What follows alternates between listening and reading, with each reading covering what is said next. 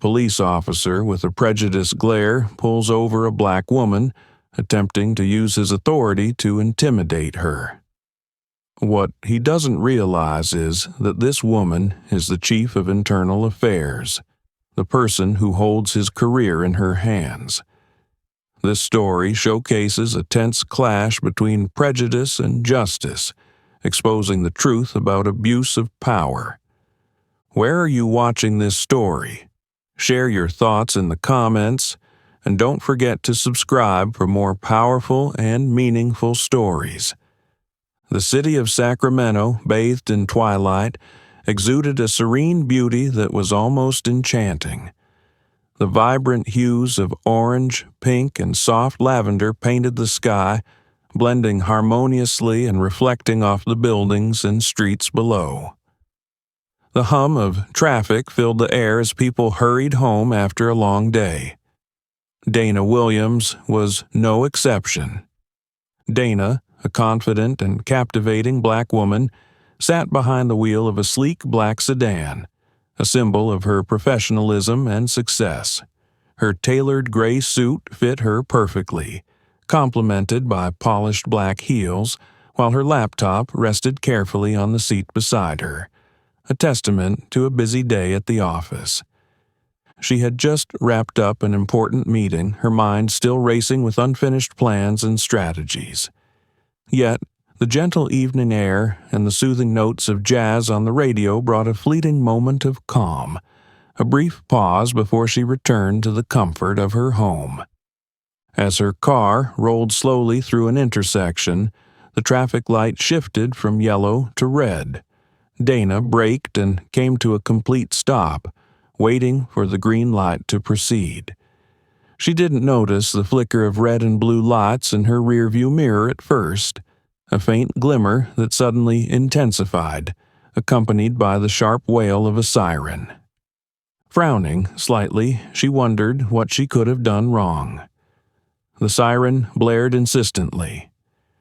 Dana took a deep breath, steadying herself, and pulled over to the side of the road with deliberate calm. From the police cruiser emerged Patrick Mitchell, a tall, imposing officer in a meticulously pressed uniform, exuding the confidence of someone accustomed to wielding authority. Adjusting his belt, his eyes scanned Dana's car, landing on her face through the windshield. Dana lowered her window, her expression composed. Patrick approached with a swagger, his voice firm and edged with something sharp. "License and registration," he demanded, offering no explanation. Dana studied him for a moment, unease creeping in despite her composed demeanor. Her tone remained polite. "Is there a problem, officer?" Patrick didn't answer immediately. Instead, his gaze lingered on her, as if searching for something. Some reason, any reason. "We'll talk about that after. License and registration, if you don't mind." Dana opened the glove compartment slowly, retrieving her license and registration.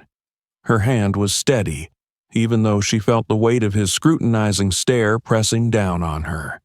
As Patrick took the documents, his eyes never left her, and in that fleeting moment, Dana sensed something familiar: prejudice. What should have been a routine traffic stop began to reveal layers of deeper meaning. Dana realized this encounter might not be as ordinary as she had initially thought.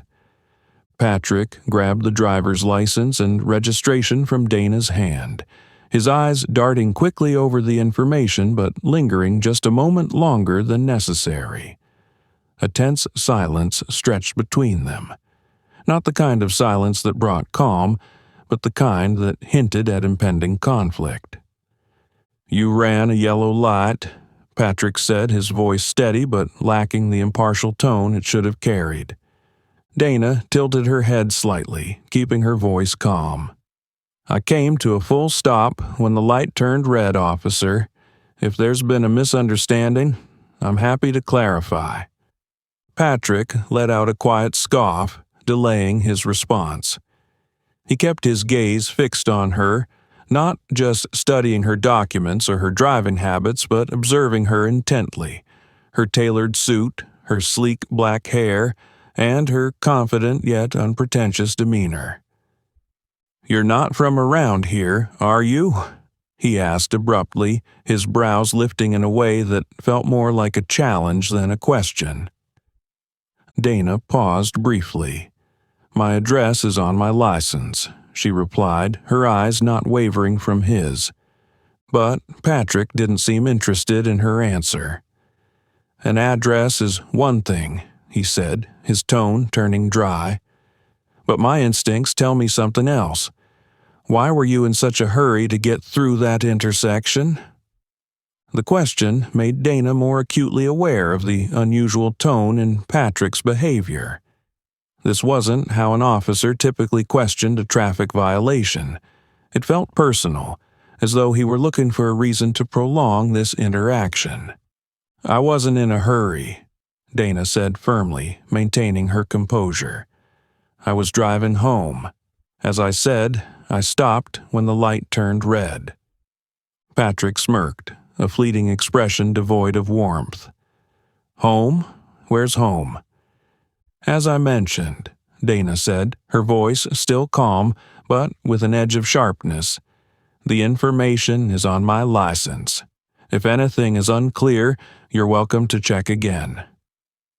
Patrick nodded but made no move to examine her documents further.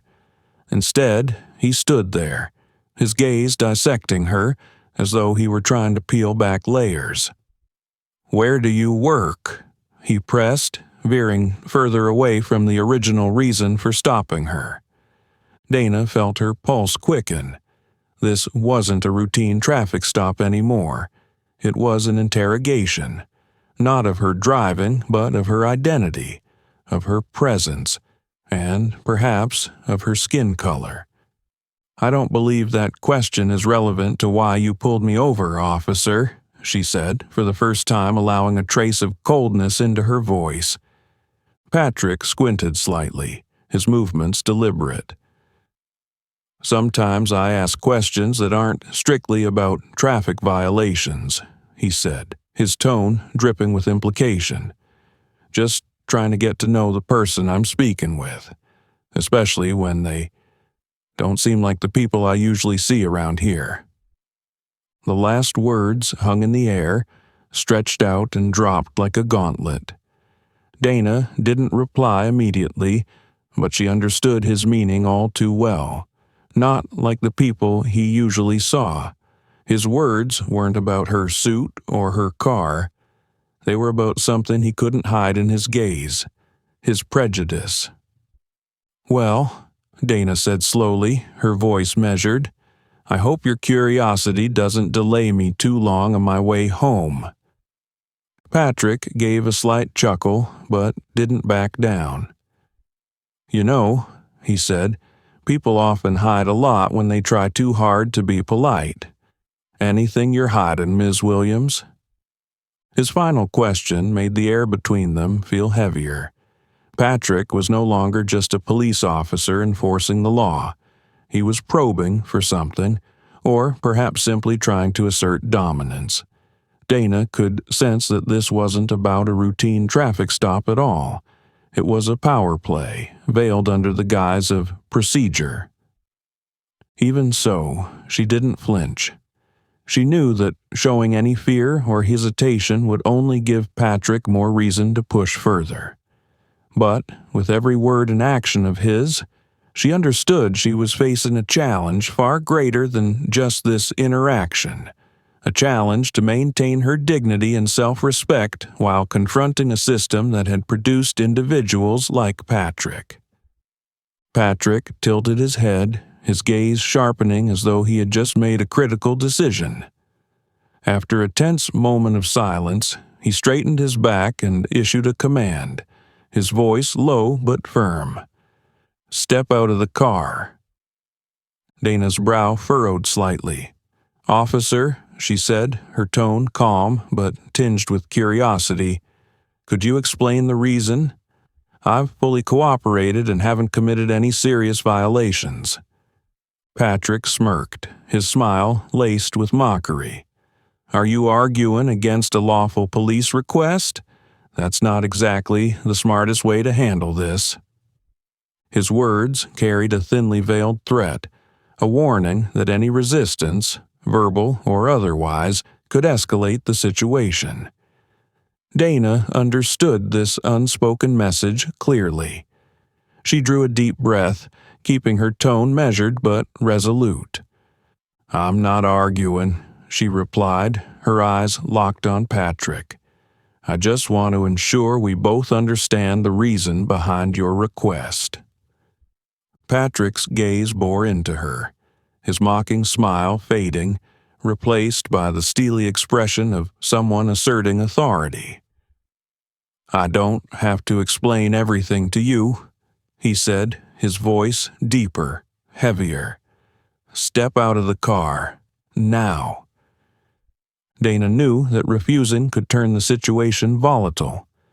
Slowly, she unbuckled her seatbelt, opened the car door, and stepped out. In that moment, she could feel Patrick's scrutinizing gaze as he evaluated her from head to toe. Her poised demeanor, tailored suit, and polished black heels seemed to clash with whatever preconceived image he had of a woman of color in this context. Patrick took a step back, crossing his arms over his chest. Place your hands on the hood, he ordered, his tone leaving no room for negotiation. Dana met his eyes directly, her gaze unflinching, calm, but piercing. What exactly are you suspecting, officer? She asked, her voice steady and firm. Patrick let out a derisive chuckle, though it didn't reach his eyes. Standard procedure, he said, the sarcastic undertone in his voice making the explanation feel more like an attack. You never know what someone might be carrying. Better safe than sorry. Dana chose not to respond. She understood that any remark she made could be twisted into a justification for further intimidation. Turning slowly, she placed her hands on the hood as instructed, her posture straight and unyielding. Patrick approached, his boots clicking audibly on the pavement in the strained silence. He began his search, but his actions felt deliberate, unnecessarily prolonged as though he were trying to assert dominance. His hands moved slowly, lingering in ways that weren't simply about security protocol. You're taking longer than necessary, officer, Dana said, her voice maintaining its composed edge, though an unmistakable steeliness crept in. Patrick didn't respond immediately. He finished the search, stepping back with a frustrated expression. You're clean, he muttered, as if the result was somehow disappointing. Dana turned to face him, her stance firm. I've fully cooperated, she said, her tone even, though her eyes gleamed with determination. Now, can you tell me the real reason behind all of this? For a moment, Patrick didn't reply, as though weighing his options. Instead of offering an explanation, he shrugged, his cold eyes meeting hers. You seem awfully familiar with this process, he said, his tone low and laden with implication. This isn't your first time, is it?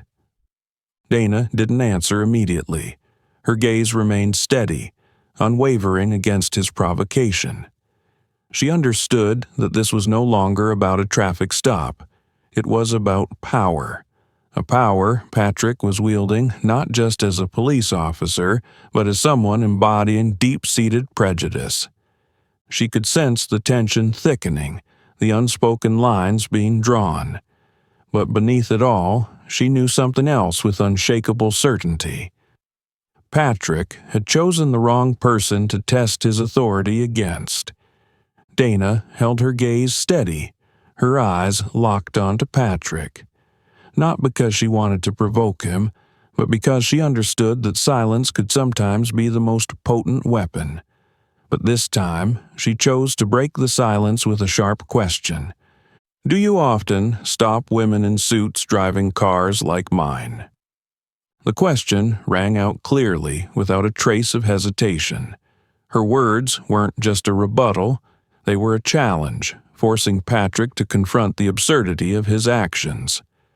Patrick hesitated, momentarily caught off guard by Dana's audacity. But his uncertainty lasted only a fraction of a second. He quickly rebuilt his usual wall of defense, the mocking smirk reappearing on his face. "You should be careful with your tone," Patrick said, his voice low and cold, though a flicker of impatience flashed in his eyes. "I'm just trying to do my job. You wouldn't want to make things more difficult, would you?" Dana raised an eyebrow, her expression betraying a hint of mockery. "I'm fully cooperating, officer, but if you're dragging this out to find a reason, maybe you should be a bit more upfront about it." Patrick's grip on his belt tightened, an almost unconscious gesture to mask the unease creeping in. "Up front," he repeated, his tone sharpening. "Are you suggesting I'm deliberately giving you a hard time?" Dana didn't answer immediately. Instead, she offered a calm but unwavering look. "I didn't say that," she replied, her voice gentle but carrying the weight of an unspoken accusation. "I just find it curious how much time you're spending asking questions unrelated to a traffic situation." Patrick froze, as if her words had struck a nerve, but rather than retreat, he chose to escalate the situation.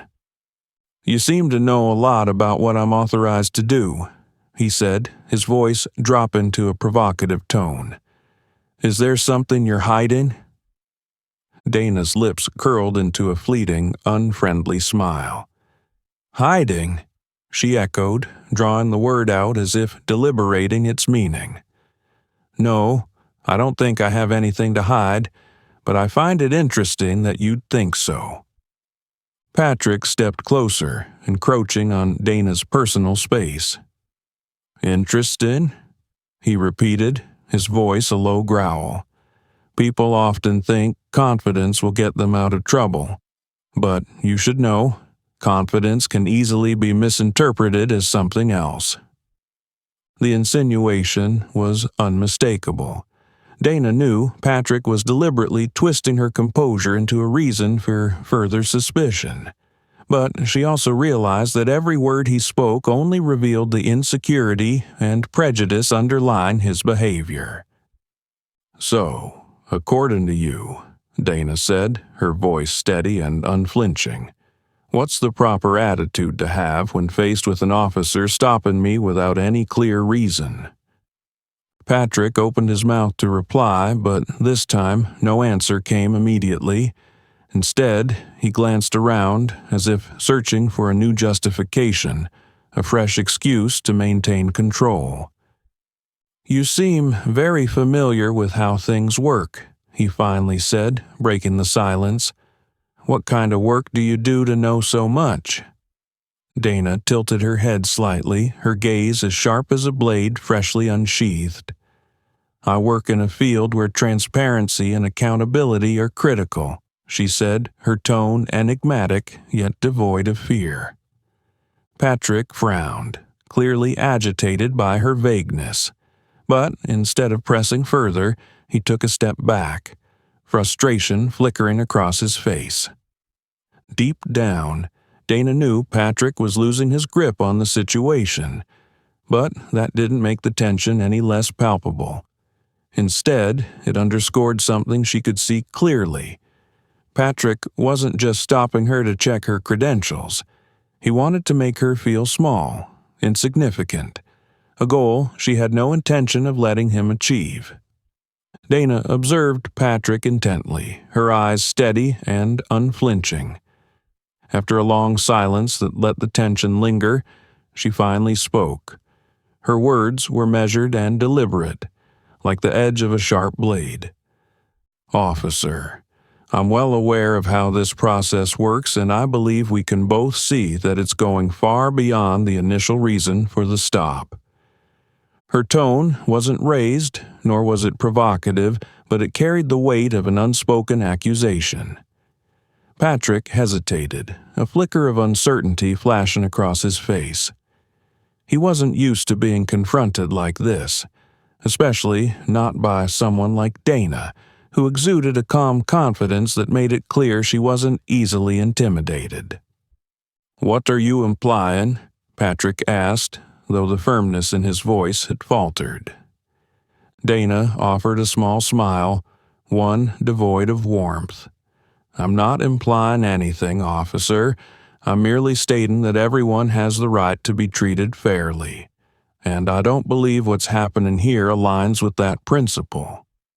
Patrick clenched his jaw, the tension palpable as he grappled with the loss of control over the situation.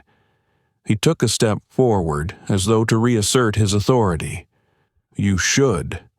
Remember," he said, his voice dropping to a colder, more menacing tone, "I'm the one in charge here, and I don't need a lecture on fairness from you." Dana didn't flinch, nor did she blink. "Then perhaps we should return to the matter at hand," she replied, her tone steady. "I pulled over as instructed. I've complied. I've answered all your questions. So, what's next, officer?" Patrick's discomfort became evident. He had no valid reason to prolong the encounter, but his inability to intimidate or subdue Dana left him visibly frustrated. "People like you," Patrick suddenly said, his voice laced with irritation, "always think you can get away with anything." The words landed with the force of a slap. Though he hadn't shouted, the malice and prejudice in his tone hung heavy in the air. Dana straightened, her gaze sharp and unwavering, now openly reflecting her indignation. "People like me?" she echoed, drawing out each word with pointed precision. Patrick flinched slightly, realizing his misstep, but instead of retreating, he stiffened, doubling down on his stance. "I mean, people who think the rules don't apply to them." "Really?" Dana replied, her tone light but full of challenge. "Let me be clear. I follow the rules. I know my rights. And I also know that what's happening here has nothing to do with a minor traffic violation anymore." Patrick bit his lip, struggling to maintain a semblance of authority. Yet every word he spoke, every action he took, only served to expose his growing helplessness. "Listen," he said, lowering his voice as though to mask his impatience. "If you want to get this over with quickly, you'll keep quiet and do as I say." Dana crossed her arms, her eyes never leaving Patrick's. When she spoke again, her voice carried a colder edge. "Officer, we both know that's not how this system is supposed to work, and I won't stay quiet while things are handled the way they shouldn't be." Patrick's fists tightened, his frustration barely contained. He was acutely aware that he had pushed too far, said too much, and now stood against someone who couldn't be easily subdued. Dana's composure not only held firm but also forced Patrick to confront himself. In that moment, he wasn't just facing a citizen.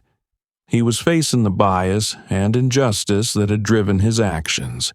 But rather than step back, Patrick felt an overwhelming need to reassert his power, no matter the cost. The situation teetered on the edge of a dramatic shift, and both of them knew that from this point forward, there was no turning back. Dana tilted her head slightly, her eyes sharp as a beam of light piercing through the shadows of Patrick's prejudice. She repeated his earlier words, each one enunciated with deliberate meaning. "People like me?" Her voice was soft, calm, not raised in anger, but it was precisely that calmness that made her question feel so much heavier. Those words hung in the air, forcing Patrick to confront himself. Patrick froze, his gaze faltering for a moment. He tried to mask his unease by straightening his posture, adjusting his stance as if authority could restore his sense of control. "That's not what I meant," he stammered, but his expression betrayed his discomfort. Dana didn't break eye contact. "Then what did you mean, Officer Mitchell?" she asked, her voice steady and devoid of anger. Yet each word felt like a scalpel cutting through the tension between them. Patrick pressed his lips together, clearly struggling to find an answer. He didn't want to admit his mistake, but he couldn't escape Dana's piercing gaze. "I just meant that." He hesitated, his eyes darting away before continuing in a defensive tone. "A lot of people think they can avoid responsibility, and you seem like one of them." Dana's lips curved slightly, not into a smile but into an expression of profound disappointment. "I seem like that?" she repeated, her tone calm, though her eyes carried the weight of her words. "And what exactly gives you that impression, officer? My skin color? The suit I'm wearing? Or the fact that I refuse to be intimidated by your authority?" Patrick tightened his grip on his belt, his face reddening. He didn't respond immediately, but his silence spoke volumes. Dana could see the tension, the insecurity, and the frustration in his eyes as he struggled to maintain his usual dominance. "I don't have to answer these questions," Patrick said, attempting to regain his composure. "I'm just doing my job, and I won't let you turn this into some kind of argument." Dana stepped slightly closer, undeterred by his larger frame or the weight of his commanding tone. "I'm not arguing, Officer Mitchell," she said, her voice low but firm. "I'm simply questioning how you're doing your job. And if that makes you uncomfortable, maybe you should reflect on why." Patrick opened his mouth to say something but couldn't find the words. Dana's response didn't just challenge him, it forced him to confront a truth he had been avoiding, that his actions weren't driven by duty but by prejudice and a desire to dominate. Dana didn't stop. She pressed on, her tone growing colder yet remaining controlled. "It seems you've underestimated how well I understand my rights," she said, her eyes unwavering. "So let me make it clear. I know my rights better than you think." Patrick clenched his fists, anger and insecurity battling for control on his face. He wasn't used to being challenged, especially not by someone like Dana, who refused to back down. "You think you're smarter than me, don't you?" Patrick said, his voice dropping to a near growl, laced with a hint of threat. "You think your clever words are going to stop me from doing my job?" Dana didn't respond immediately. She let the silence linger for a moment before replying, each word carefully measured. "No, I don't think I'm smarter than you, but I do know this. Confidence is not a crime, and respect is not a privilege.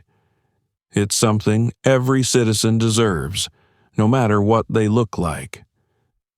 Patrick took a step back, not from her words but from the weight of her gaze. He was losing control, not just of the situation but of himself. Dana knew she had pushed Patrick to his limit, but she also knew that if she didn't speak up, this injustice would continue unchecked, and she was ready to face whatever consequences might come, because deep down she understood this wasn't just about her. It was about everyone else Patrick and people like him had wronged and would continue to wrong. The air between them was taut as a drawn string. Every word from Dana slicing through the facade of authority Patrick was desperately trying to maintain. Patrick remained rooted in place, his eyes flickering between anger and confusion, struggling to regain some semblance of the power he had lost. But Dana wasn't about to give him a moment to find his balance. Slowly, she raised her hand to her pocket, her gaze calm yet commanding. "I'm going to take something important out. Don't worry," she said, her words measured and deliberate, as if she controlled every second of this tense standoff. Patrick instinctively stepped back, his reaction so instinctual it bordered on primal. His hand briefly hovered over the holster at his hip, but he froze midway, realizing there was no overt threat from Dana's movements. Still, his nervous response spoke volumes. Patrick wasn't facing an actual danger, but an invisible fear born from his own prejudices. Dana carefully retrieved a black leather wallet, her movements deliberate, emphasizing her full control of the situation. Yet, for the briefest moment, an unease flickered within her. She knew revealing her identity could have unpredictable consequences, especially when dealing with someone already displaying signs of abusive power. Would this revelation pacify Patrick, or would it make him more volatile, feeling his authority threatened? She pushed the thought aside, refocusing on her task. Her hands remained steady, her gaze unwavering, as though fear held no sway over her actions. She opened the wallet and extracted a gleaming badge, holding it up for Patrick to clearly see every detail. "Dana Williams," she stated, her voice low and resolute. "Chief of Internal Affairs, Sacramento Police Department." Patrick froze, his eyes locked on the badge as if it had just dismantled his entire world.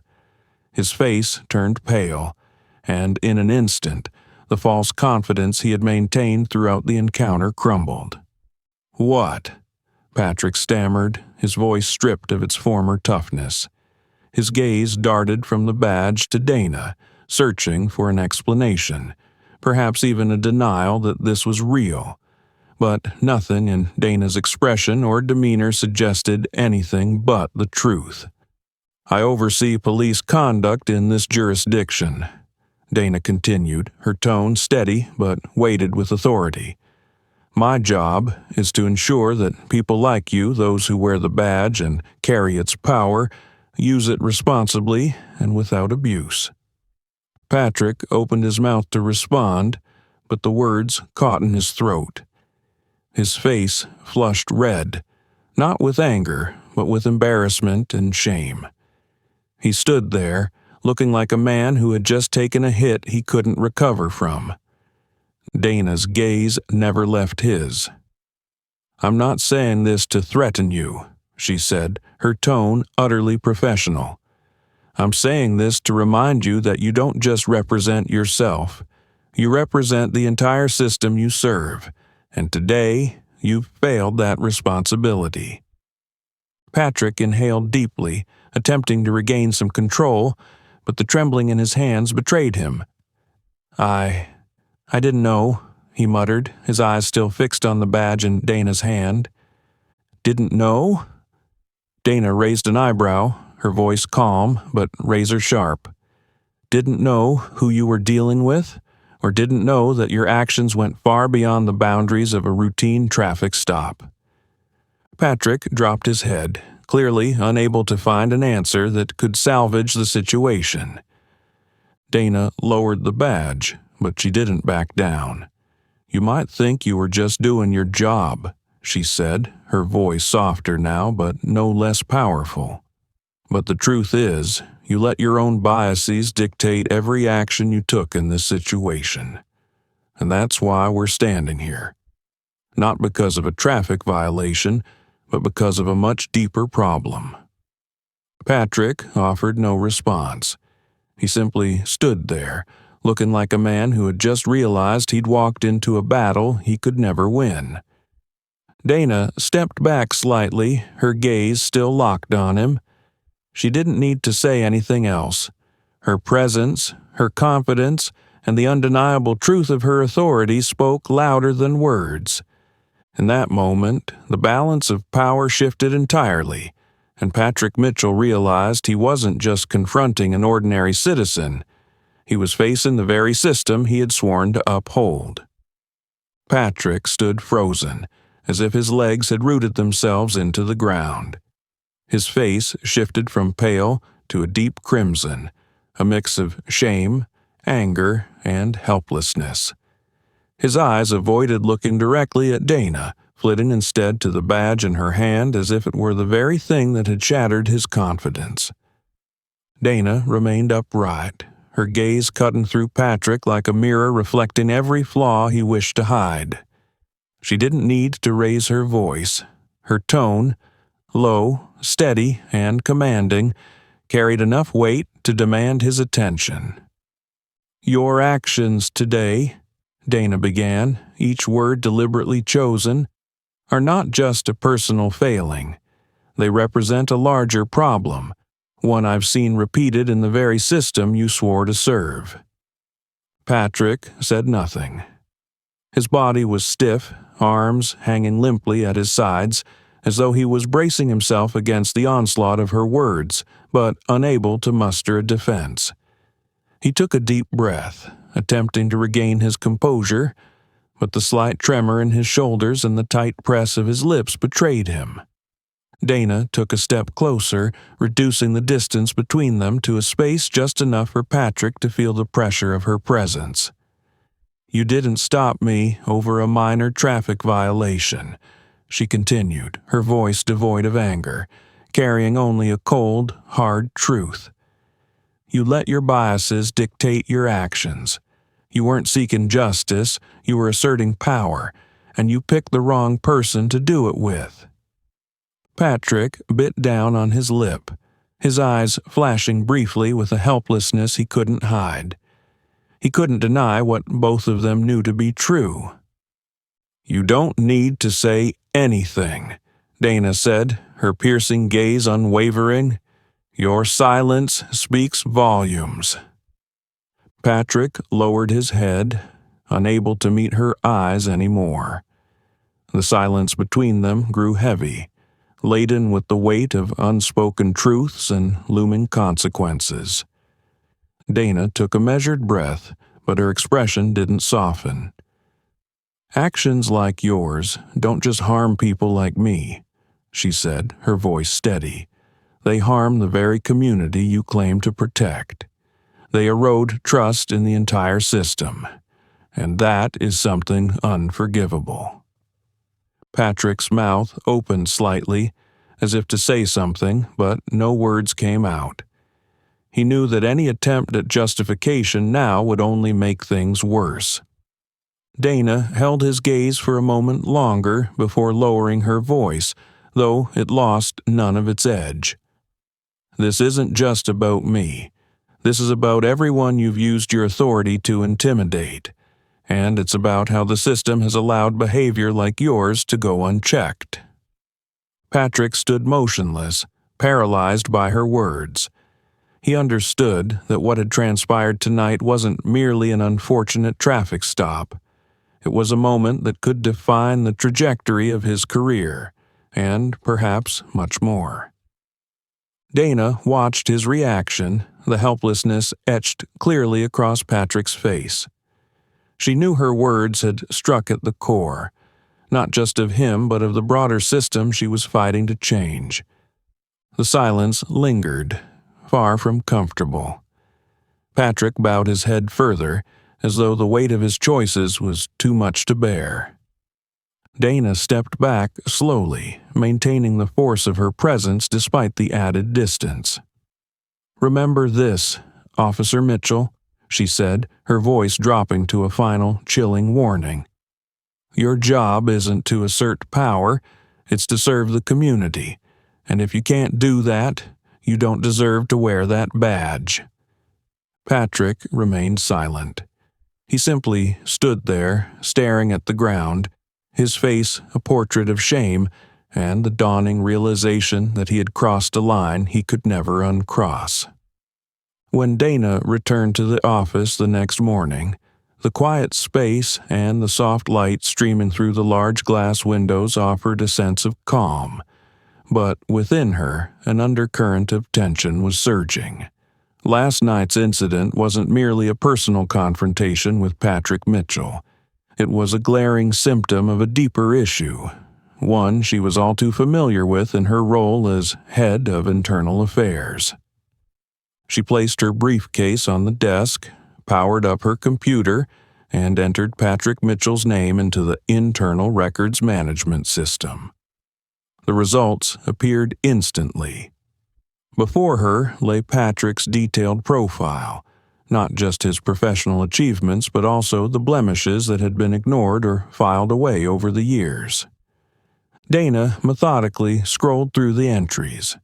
Unprofessional behavior, abuse of authority, hostility during traffic stops. She paused at a note from a colleague. Mitchell tends to target individuals from minority groups, particularly people of color and women. Previous complaints have not been adequately addressed. She closed her eyes for a moment, letting the weight of disappointment settle over her. These actions weren't new, and Patrick wasn't an isolated case. Dana understood all too well that the real issue lay within the system, a system that had allowed such behaviors to persist without meaningful consequences. Reaching for another file, she quickly printed out key complaints and incidents linked to Patrick. This wasn't just about him.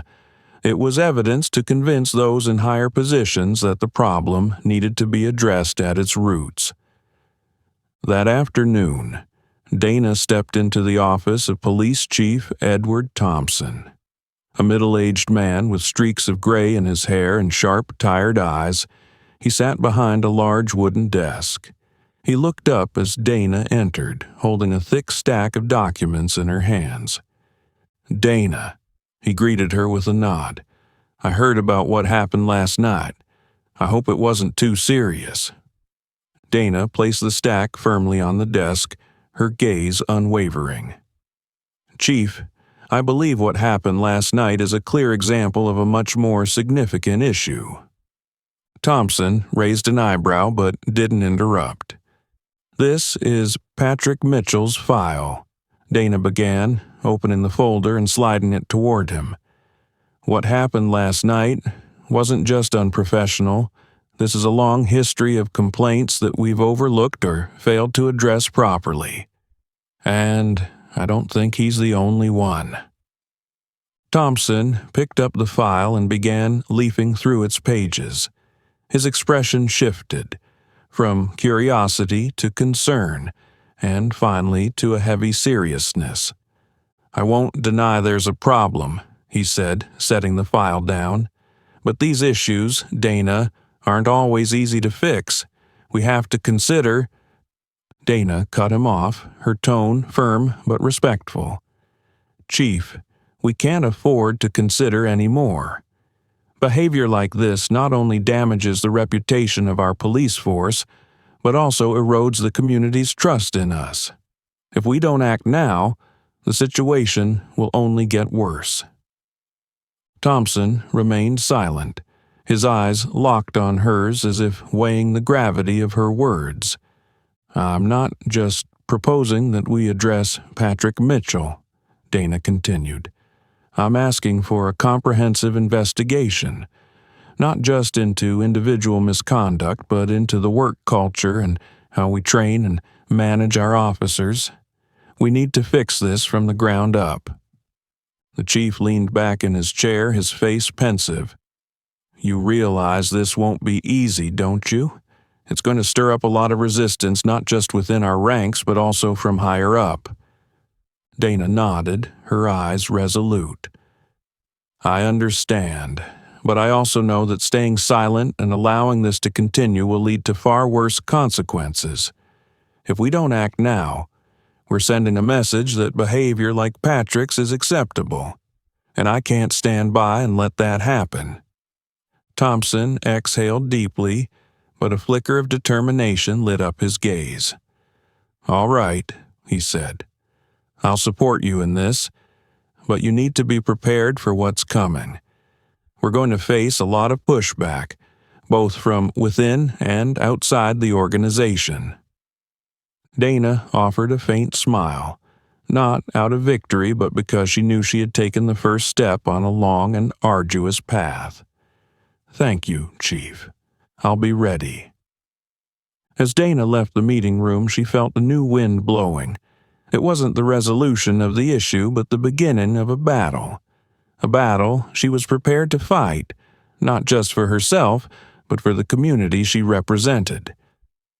When Dana left the conference room, the final words of Police Chief Edward Thompson still echoed in her mind. "We're going to face a lot of pressure." She understood that clearly.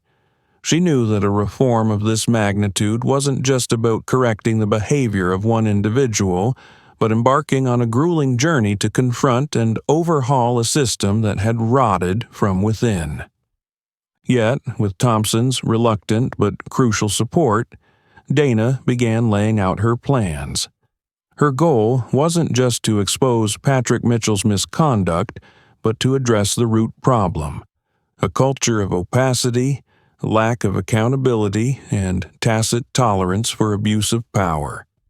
Less than a week later, a notice about a comprehensive review was sent to all departments within the Sacramento Police Department. Dana took on the role of lead supervisor, and her team was tasked with examining every aspect, from unresolved complaints to current training and oversight procedures. Edward Thompson, though still cautious, stood by the decision, asserting, "This is an opportunity to regain the community's trust, and we won't let it go to waste." However, resistance began surfacing from the very first days. Donna received more than a few cold stares from senior officers who saw the review as a direct threat to their positions and authority. One of the most vocal opponents was Lieutenant Mark Reynolds, a veteran with over 20 years of service. During an internal meeting, Mark openly challenged her. "Dana, do you really think exposing all these faults to the public is wise? We're destroying the fragile trust they still have in us." Dana turned to him, her gaze sharp and unyielding. "Mark, trust isn't destroyed by transparency. It's destroyed by wrongdoing we fail to address. If you don't see that, then you're a part of the problem." The exchange left the room tense, but it also made it clear that Dana wasn't just battling external issues. She was also confronting internal resistance. Internal meetings grew more contentious, with murmurs that she was damaging the reputation of the entire department. "This isn't the way to improve," a senior officer said during one meeting. "We need unity, not internal division." Dana listened, but when it was her turn to speak, her voice was firm and resolute. "Unity only matters when it's built on integrity," she replied. "If our reputation rests on hiding misconduct, then it's not a reputation worth preserving." Her words plunged the room into silence. Dana knew that real reform couldn't just stem from within the system. It also had to arise from understanding the struggles faced by the community. She began organizing community forums where citizens could come and share their experiences with the police. During one such event, a young man, likely in his 20s, stood up. His eyes brimmed with both anger and hurt. "I was stopped by the police just because I was driving an expensive car they thought I couldn't possibly own. They didn't ask me a single question, just searched every inch of my car like I was a criminal." His story left the room in silence. Dana listened, feeling the weight of his words. When he finished, she simply said, "I'm deeply sorry that happened to you, and I promise you, behavior like that will no longer be tolerated." These forums weren't easy. Stories of abuse, discrimination, and negligence echoed like heavy accusations. An older woman stood up during one session, her voice trembling but filled with emotion. "We used to trust the police, but that trust has eroded as we've seen our children treated like criminals simply because of the color of their skin." Dana sat quietly, listening to every word. She didn't interrupt or make excuses. Instead, she absorbed the weight of each story, reminding herself that her work wasn't just a responsibility, it was a mission. Dana didn't stop there. She collaborated with external experts to design new training programs focusing on two key areas: recognizing implicit biases and emphasizing personal accountability for each officer. In one training session, Dana stood before a group of young officers, her eyes scanning each face. "We all have biases," she said, her tone free of judgment. "But it's your responsibility to recognize them and ensure they don't influence how you enforce the law. That's what this community expects of you, and what you've sworn to do." Her words left a strong impression, though not everyone was immediately receptive. Dana knew change wouldn't happen overnight. It required time, patience, and unwavering determination. Beyond internal resistance, external organizations also began voicing their opinions. Some reform advocacy groups applauded Dana's efforts, while more conservative factions criticized her, claiming she was weakening law enforcement. Dana didn't let the criticism deter her. At a press conference, she addressed it head-on. "Our job isn't just to enforce the law. It's to build trust and protect everyone without discrimination. If anyone thinks this weakens our force, they've misunderstood our mission." After weeks of relentless work, a preliminary report was released, outlining significant gaps in the current system: lack of oversight, ineffective complaint handling, and a pervasive culture enabling abuse of power. Dana presented the report to Chief Thompson, who sat silently for several minutes after reading it. "We have a lot of work to do," he said, his voice more solemn than usual. Dana nodded. "But this is the first step," she replied, "and I believe we can change." As she left his office, she felt a mix of relief and resolve. What she had started wasn't just a review or a training initiative. It was a revolution in mindset, a cultural shift she hoped would not only transform this police department, but also serve as a model for others. The battle was far from over, but Dana knew she was on the right path. A few weeks after the comprehensive review was launched, an internal hearing was convened. This was a decisive step in addressing Patrick Mitchell's conduct, not just to handle the case individually, but also to send a message that abuses of power would no longer be tolerated. In the internal meeting room, light from the overhead fixtures reflected off the large wooden table. Patrick sat across from the panel, his back straight, though his face betrayed tension. His eyes darted around the room, taking in the presence of senior officers, the investigative team, and, most notably, Dana Williams.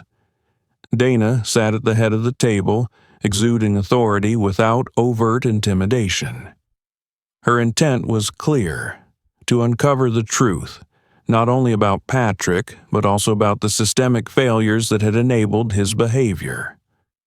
As the hearing commenced, the investigative team presented the results of their review. Past complaints against Patrick Mitchell were laid out in detail: abuses of authority during traffic stops and overt hostility toward individuals from minority groups. The first complaint against Officer Mitchell was filed 3 years ago. One investigator began, his tone cold as he read from the report. A citizen alleged that he used discriminatory language during a traffic stop. However, the complaint was dismissed due to insufficient evidence, and no action was taken. Patrick sat motionless, his hands clenched on his lap. He didn't attempt to justify himself, partly because he knew every pair of eyes in the room was poised to dismantle any defense he might offer.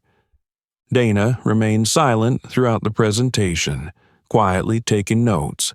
Her gaze, however, never left Patrick, ensuring he felt the weight of every accusation. When it was Patrick's turn to speak, his voice was hoarse and slightly shaky, a stark contrast to the confidence he had displayed when confronting Dana that night.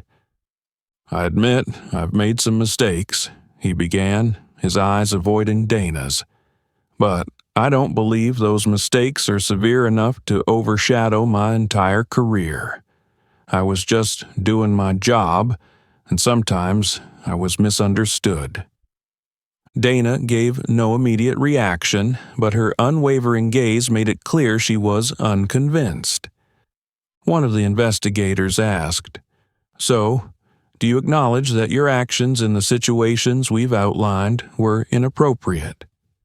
Patrick hesitated before finally replying, "I acknowledge that I may have acted too rigidly at times, but I never intended to harm anyone." After Patrick finished, Dana spoke. Her voice was calm, yet carried immense authority. "Officer Mitchell's behavior is not just a personal issue," she said, turning her attention to the senior officers in the room. "It is a glaring manifestation of a system that has failed to uphold accountability and transparency. Actions like these cannot be dismissed as misunderstandings. They are matters of ethics, power, and how we treat the community we've sworn to protect." She turned back to Patrick, her gaze unflinching. "You say you never intended to harm anyone, but your actions, intentional or not, have caused harm. Not only to those you've wronged, but also to this entire police force, and that is something we cannot deny." After hours of discussion, the final decision was announced. Patrick Mitchell was suspended indefinitely and required to undergo comprehensive retraining. But no sooner had the punishment been declared than a group of veteran officers signed a petition, accusing Dana's actions of being overly harsh and divisive. The petitions quickly circulated within the department, prompting Chief Edward Thompson to call an emergency meeting. In that meeting, Dana faced a barrage of criticism. One senior officer remarked, "We're undermining the morale of the entire force. A personal mistake doesn't warrant such severe consequences." Dana stood firm. This personal mistake was tolerated for years. If we don't act now, our promises of fairness and transparency are nothing more than empty words. While the punishment stopped short of outright dismissal, it sent a strong message that such behavior would no longer be condoned. More importantly, it signaled that the system was beginning to change. As Patrick left the room, his expression was vacant, as though the weight of consequences he never anticipated had finally settled on him. As the hearing concluded, Dana addressed those remaining in the room, her voice resolute. "This isn't just about Patrick Mitchell," she said. "This is about the system we've built and what we've allowed to happen within it. This is our opportunity to fix it, to build a culture we can be proud of. And I won't stop until that becomes a reality." Dana's words were not just a closing statement for the hearing. They were a declaration of her commitment to the reform she had set in motion. And while the road ahead would be fraught with challenges, she knew she was one step closer to her goal, a system that was fair, transparent, and worthy of the community's trust. A few weeks after the hearing, on a warm, sunlit evening in Sacramento, a community event was held at a large conference center. Hundreds of local residents gathered, elders who had witnessed societal changes and young people full of hope for the future. All eyes were fixed on the stage, where Dana Williams was about to take the podium. Standing backstage, Dana adjusted the microphone clipped to her blouse. The murmurs in the hall gradually quieted as the host introduced her, emphasizing that Dana was not just a leader, but a symbol of change. A person willing to face challenges head-on to rebuild trust within the community. Dana walked to the podium with a confident demeanor. The stage lights illuminated her face, and in her eyes one could see both determination and compassion. She surveyed the room, taking a brief moment to silently connect with the audience before speaking. When I stepped into this role, I knew it wouldn't be easy. I knew there would be challenges, criticisms, and even resistance. But I also knew that if we didn't start somewhere, the issues we're facing would never be resolved. Her voice rang out clear and strong, commanding the attention of everyone present. In the past few weeks, we've seen misconduct brought to light. But this isn't just about one individual. This is about a system that has allowed injustice to persist. And I'm here to say, we will not let that continue. A round of applause erupted from the audience, but Dana raised her hand gently to signal for silence. She wasn't done. Justice isn't just about holding wrongdoers accountable, she continued, her voice filled with emotion. Justice is about ensuring that those entrusted with enforcing the law do the right thing. Justice means respect, transparency, and fairness, not just for some, but for everyone. Dana scanned the room, her gaze meeting each face. I understand that trust in law enforcement has been shaken. I know that some of you here have endured injustice, and I know that words alone cannot erase those wounds. But I promise you, action will. She paused briefly, letting her words sink in. Then she resumed, her tone even firmer. We have initiated reforms, not just in how we address officers who act improperly, but in how we train, oversee, and communicate with our community. This is my commitment to you. I will not stop until trust is restored. Once again, applause filled the room, louder and more fervent this time. But this time, Dana didn't ask them to stop. She let their support ripple through the hall, an affirmation that her mission was the right one.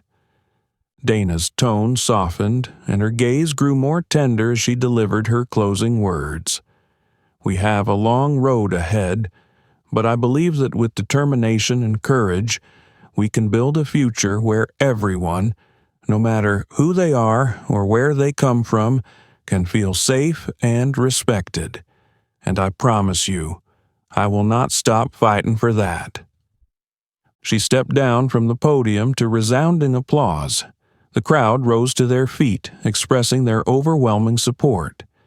Dana smiled gently, but inside, her resolve grew even stronger. This wasn't the end. It was only the beginning. As she left the hall, Dana's eyes remained focused forward. The future held more challenges, but with every step she felt closer to achieving a just system and a community built on trust. That was a goal she would never abandon. Dana Williams' story is not just a personal journey of confronting injustice. It's a powerful reminder that anyone can spark change by standing up for what's right. Her fight for justice has not only delivered accountability, but also planted hope for a more transparent and fair system. So, what about you? If you were in Dana's shoes or had witnessed injustice, what would you do? Share your thoughts in the comments. We'd love to hear your story. If this story inspires you, don't forget to like, share it with your friends, and subscribe to the channel to catch more meaningful stories. Together, we can spark vital conversations to build a better society.